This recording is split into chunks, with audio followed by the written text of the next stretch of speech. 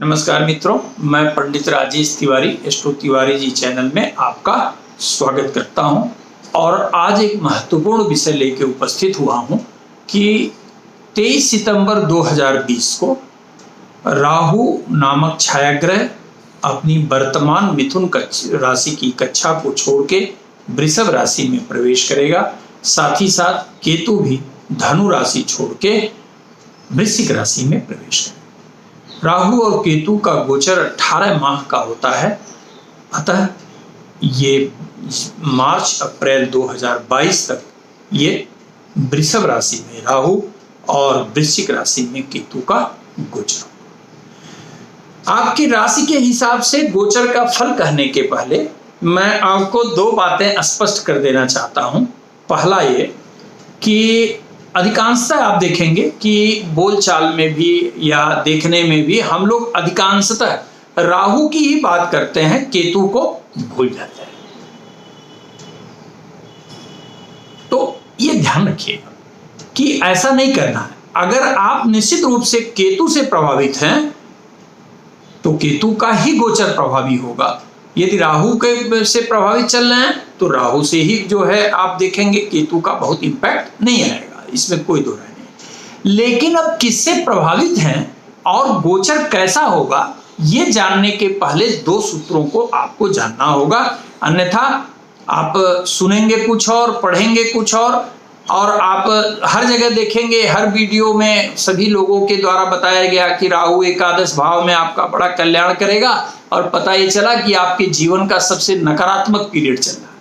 तो मन में आपके भी संशय होगा।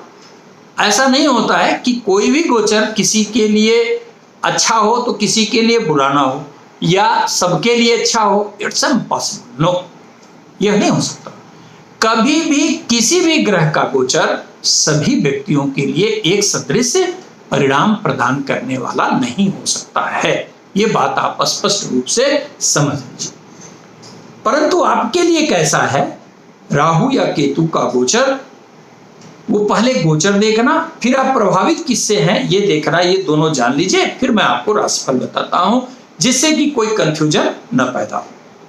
जैसे राहु का गोचर देखने के पहले सबसे पहले आप ये देखिए कि आपके जन्म के समय राहु कहां बैठा है और आपके चंद्रमा से वो किस भाव में स्थित है, पहले ये ध्यान रखिए। और जहां बैठा हुआ राहु वो किस नक्षत्र में है।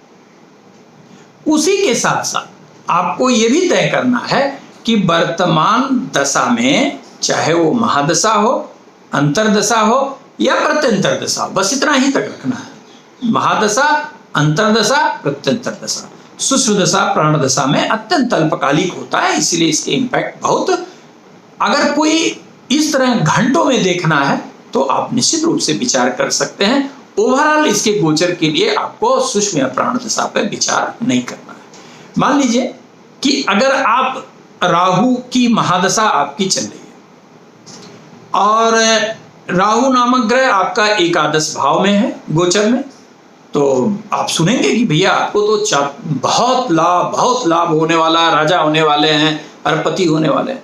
लेकिन कहीं अगर मान लीजिए कि दशा, अंतरदशा, प्रत्यंतर दशा में आप राहु से प्रभावित न होकर केतु से प्रभावित होंगे, सारा रिजल्ट उल्टा हो जाएगा। इसीलिए राहु और केतु सदैव एक दूसरे से 180 डिग्री की दूरी पर ही पाए जाते हैं। या तो राहु ही ठीक होगा या केतु ही ठीक होगा, दोनों एक साथ ठीक नहीं हो सकते आपके।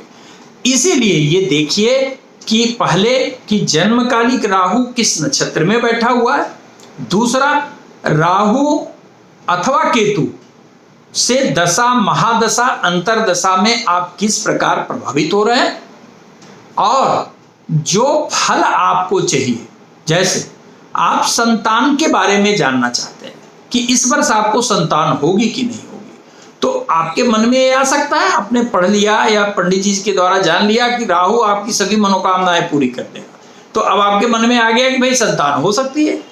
लेकिन आप अगर देखें कि जैसे मान लीजिए जन्मकालिक राहु जिस नक्षत्र में बैठा हुआ है, संतान का मालिक जो है वो प्रभावित है उससे, और आप संयोग से अगर केतु के दशा, अंतरदशा, प्रत्यंतर दशा से ही प्रभावित हो रहे हैं, जहां राहु के प्रभावकारी अवस्था का अभाव कहा जाएगा, तो होता हुआ संतान भी जो है वो नष्ट हो जाएगा, घर में आया हुआ संतान नष्ट हो जाएगा, होने का तो कोई प्रश्न ही नहीं। तो इसीलिए कभी भी गोचर देखने के पहले दो बातें इंश्योर कर लीजिए कि जन्मकालिक राहु की अवस्था कहाँ है, किस नक्षत्र में बैठा हुआ है, और वर्तमान में उसकी अवस्था से जन्मकालिक अवस्था का संबंध क्या है, एक चीज। दूसरा, दशा महादशा अंतरदशा में आपको सर्वाधिक प्रभावित करने की स्थिति में या डायरेक्ट इंपैक्ट जिसे कहा जाता है, वो राहु नामक छाया ग्रह है या केतु नामक छाया ग्रह है। तब आप आगे गोचर देखिए, निश्चित रूप से 100% परिणाम मिलेगा। इतनी बात इंश्योर कर लीजिए। इनकेस अगर मान लीजिए आप नहीं देख पा रहे हैं, कोई कंफ्यूजन है, आप कमेंट बॉक्स में लिखिएगा, मैं आपको जवाब दे दूंगा। अब मैं राशिफल पे आता हूं। तो सबसे पहले मेष राशि काल पुरुष की पहली राशि है, इसलिए यहीं से शुरू करते हैं। मेष राशि से राहु नामक ग्रह वृषभ राशि में गोचर करेगा, अर्थात राशि से दूसरे राहु का गोचर आपके मन स्थिति में भोग पैदा करेगा, सौंदर्य पैदा करेगा, आधुनिकता पैदा करने वाला कहा जाएगा। मटेरियलिस्टिक वस्तुओं के प्रति आपका इंटरेस्ट अचानक जगने लगेगा, जैसे अचानक आपका कपड़े पे खर्च होगा, अचानक आपका जो है सौंदर्यता में खर्च होगा। आप 2 बार अगर ब्यूटी पार्लर जाते थे तो पता चला कि 10 बार जाना शुरू कर दिए। अर्थात ये भौतिक या आप कह लीजिए कि लग्जरियस लाइफ की तरफ आपको बढ़ाएगा। लेकिन वृषभ राशि का राहु धन का मार्ग भी प्रशस्त करेगा, इसमें भी कोई दो राय नहीं। अब जिन जातकों का वृषभ राशि है, वृषभ राशि आपकी जन्मकालिक राशि है और वृषभ राशि पर ही राहु बैठा हुआ है। तो महर्षि ने कहा, लिखा है थिंक ये जातक परिजात की का श्लोक है, सर्वांग रोगी विकलः कुरुते। लग्नगत राहु का एक फल है, चाहे वो लग्न से और चाहे वो। तो सबसे पहला आपको ध्यान क्या देना है, स्वास्थ्य पर ध्यान देना है, बदनामी पर ध्यान देना है। स्त्रियों की तरफ आकर्षण अगर हो या अपोजिट सेक्स की तरफ अट्रैक्शन हो तो पूरा नियंत्रण रखेंगे। किसी प्रकार किसी के बवाल में, किसी के लिए आप कोई लिटिगेशन में न फंसे, ये ध्यान रखिएगा, पहली चीज। और अहम बात जो है, लग्नगत राहु डिफेम करना, किसी लिटिगेशन में फंसाने का प्रयास कर सकता है, परंतु ध्यान रखिएगा अगर राहु जन्मकालिक उत्तम अवस्था में है तो ये प्रमोशन का भी पीरियड है, विदेश यात्रा का भी पीरियड है, नए वेंचर का पीरियड है, आर्थिक लाभ देने का पीरियड है, ये ध्यान रखिएगा। इसीलिए जन्मकालिक राहु पे विचार करने के बाद ये ध्यान रखिएगा। हाँ, ये जरूर ध्यान रखिएगा कि लग्न में गया हुआ राहु निश्चित रूप से आपको शारीरिक रूप से या विवाद की स्थिति में ले जाने का प्रयास कर सकता है। इससे बचाव के लिए कुछ भी है, बहुत आपको परेशान होने की जरूरत नहीं है। रोज सुबह उठिए, पूजा पाठ करते हो तो बहुत अच्छी बात है, आखिरी में ओम रांग राहवे नमः बस 108 बार यही एक माला पढ़ दीजिए। यदि आपकी जन्मकालिक मिथुन राशि है तो मिथुन राशि से राहु का गोचर द्वादश होगा। द्वादश में यहाँ जाके राहु जो है आपके खर्चों को बढ़ाएगा, मन की चिंताओं को बढ़ाएगा, संतान से पीड़ा देगा, अनावश्यक रूप से पैसा बर्बाद करने का काम करेगा, ये ध्यान रखिएगा। लेकिन विदेश में जो जातक हैं या जो विदेश जाना चाहते हैं उनके लिए यह बहुत ही सुंदर परिणाम प्रदान करने वाला कहा जाएगा। यहाँ पे वे जातक जिन्हें नेत्र में पीड़ा है या माउथ अल्सर की शिकायत है या नशे का प्रयोग करते हैं, जैसे क्या कहते हैं पान पराग, रजनीगंधा, गुटखा खाते हैं, उनके लिए बेहद खराब कहा जाएगा। इसलिए आप इसका त्याग कर दें, ज़्यादा अच्छा है। और आपको भी यही उपाय करना है कि नियमित रूप से सुबह शाम जब भी मौका मिले एक बार ओम रांग राहवे नमः जरूर कहें। हाँ, एक बात मिथुन राशि के लिए विशेषकर मैं कहना चाहूंगा आपसे कि आप अनावश्यक रूप से जब धन आपके पास प्राप्त नहीं रहे तो दिखावे के लिए कर्जा मांग के धन का व्यय करना या अपनी पोजीशन को ऊंचा करने की कोशिश करना, ये छोड़ दीजिए। अन्यथा आप गंभीर संकट में पड़ सकते हैं। कर्क राशि से राहु एकादश भाव में गोचर करेगा और एकादश भाव गतो राहु सर्वारिष्ट विनश्यते। एकादश भाव में गया हुआ अर्थात गोचर कर रहा राहु आपके सभी बाधाओं का नाशक हो जाता है। सर्वथा हर फ्रंट पे आपको सक्सेस देने की कोशिश करेगा, इसमें कोई संशय नहीं। जो चाहे वो आप कर सकते हैं। सिंहस्थ, यदि आपकी जन्मकालिक सिंह राशि है तो सिंह राशि से राहु नामक ग्रह दसम भाव में गोचर करेगा।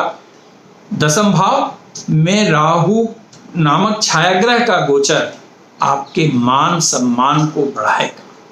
यदि बहुत लंबित आपके प्रमोशन रहे हैं तो प्रमोशन भी वो दिलाएगा। पिता की तरफ से निश्चित रूप से थोड़ी स्वास्थ्य में पीड़ा आपको दे सकता है। संतान के विरोध के कारण निश्चित रूप से थोड़ा कष्ट हो सकता है। आपका मन भी थोड़ा भोग की तरफ बढ़ सकता है, तो नियंत्रण रखिएगा। कुल मिला के सिंह राशि के लिए दसमस्थ राहु का गोचर कल्याणकारी कहा जाएगा।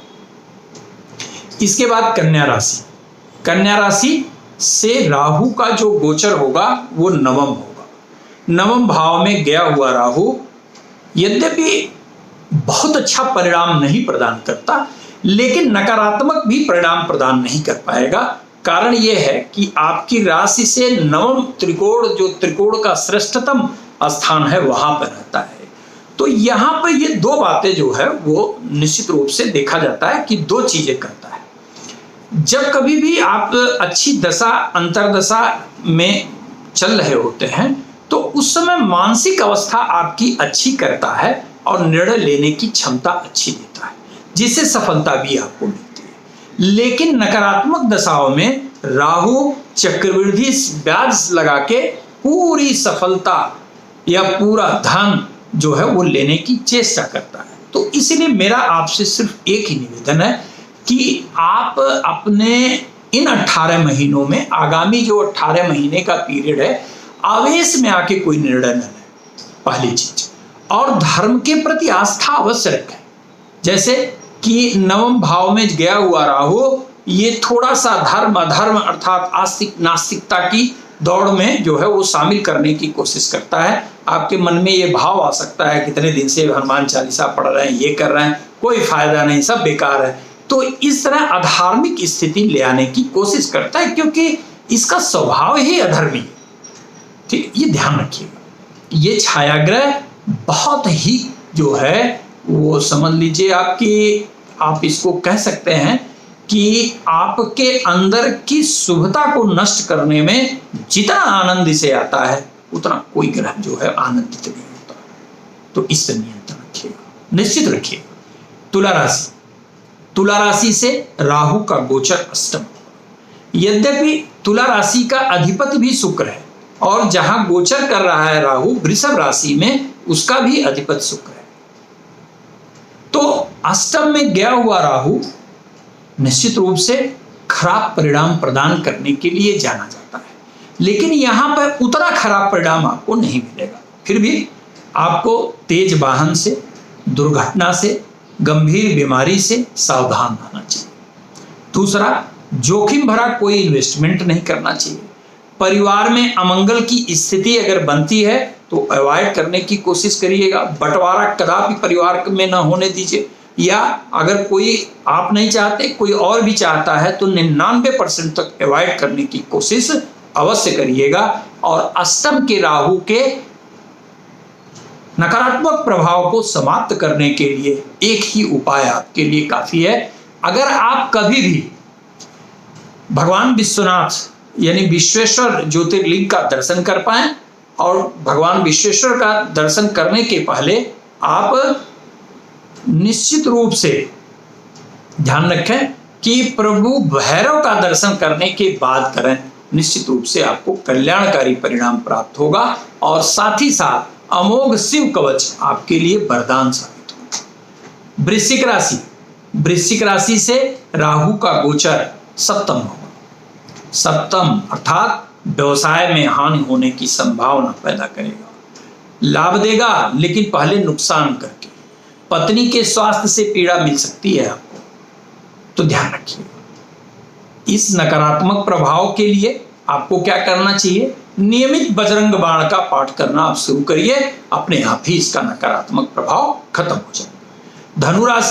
धनु राशि से राहु का गोचर छठे होगा। छठे सर्वथा कल्याणकारी। लंबे समय से जो कार्य रुके हुए हैं वो पूरे होंगे, जो भी बाधाएं हैं समापन होगा। कोई रोग बीमारी है तो उसमें भी जो है आपको सफलता मिलेगी, निश्चित रूप से बीमारी से मुक्त होंगे, अर्थात ये सभी प्रकार से कल्याणकारी परिणाम प्रदान करेगा। मकर राशि पंचमस्थ, पंचम भाव में राहु का गोचर होगा, तो पंचम भी त्रिकोण की राशि है, अर्थात यहां भी द्वि स्वभाव पैदा करने की कोशिश करेगा। यदि दशाएं अच्छी हैं तो आपको सकारात्मक परिणाम देगा, अगर दशाएं नकारात्मक है तो नकारात्मक परिणाम देगा। उसमें से जिस लग्न में आप पैदा हैं, अगर लग्नाधिपति से कहीं प्रभावित हो जाए तो निश्चित रूप से आपको योगकारी परिणाम मिलेगा, परंतु संतान पर नियंत्रण रखिएगा। नशे का प्रयोग बिल्कुल मत करिएगा, और अगर कहीं वो पान, तंबाकू, रजनीगंधा खाते हैं तो बंद करिएगा, अन्यथा माउथ अल्सर से पीड़ित हो सकते हैं, दांत के रोगों से समस्या आ सकती है। कुंभ राशि से राहु का गोचर चतुर्थस्थ होगा, ये ठीक नहीं है। ये हैप्पीनेस पॉइंट को डैमेज करेगा, आपके माता को या आपकी पत्नी से पीड़ा पहुंचाएगा, उन्हें अस्वस्थ कर सकता है। आपको बदनामी से बचना पड़ेगा। किसी भी मामले में बहुत सोच विचार के काम करने की आवश्यकता कही जाएगी। यदि नेता हैं तो चुनाव लड़ने से थोड़ा बचेंगे, अन्यथा ये आपको बदनाम करके चुनाव हरा सकता है। इसके बाद मीन राशि से राहु का गोचर अद्भुत होगा, तीसरे होगा। महर्षि लिखते हैं, त्रिखड़े एकादशी राहु सर्वारिष्ट विनश्यते।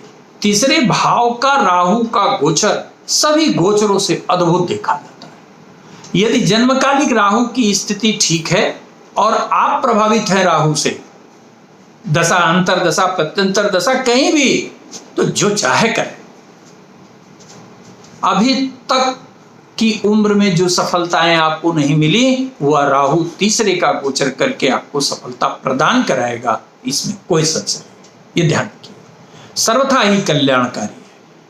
अब आखिरी में एक बात और आप सभी को बता दें, राहु नामक छायाग्रह की बात हो, केतु नामक छायाग्रह की बात हो, अगर आपको पीड़ा उससे मिल रही है तो एक ऐसा उपाय है जिसके मात्र प्रयोग से ही आपको तत्काल लाभ मिलेगा।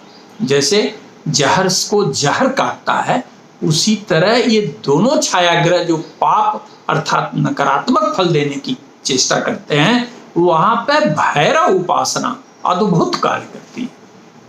इसलिए सायंकाल कोशिश ये जरूर करिए कि सायंकाल भैरवाष्टक एक बार पढ़ लिया करिए, और देखिए आपको कितना सुंदरतम परिणाम प्राप्त होता है। धन्यवाद मित्रों।